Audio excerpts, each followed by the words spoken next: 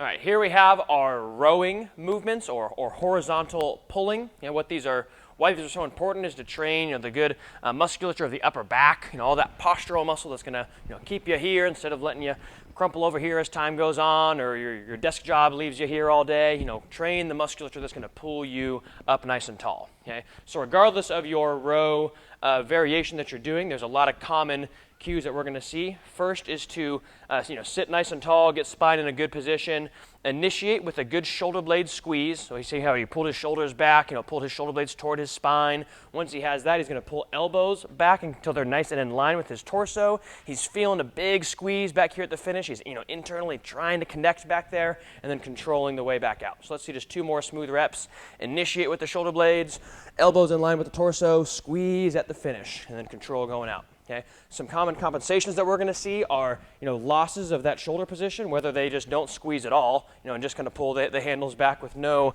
action back here.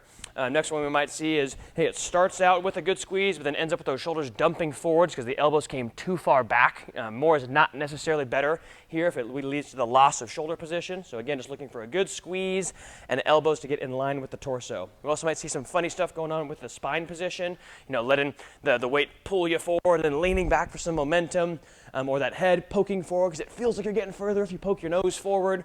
So again, just focusing on sitting tall. Again, initiate with the shoulders and a big squeeze up at the finish. Okay?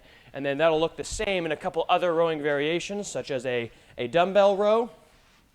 He's going to get set again with a nice good spine position, just like he was sitting tall before. Now his spine's nice and long here. He's initiating with that shoulder blade squeeze and then pulling elbow in line with the torso, feeling that squeeze up at the top.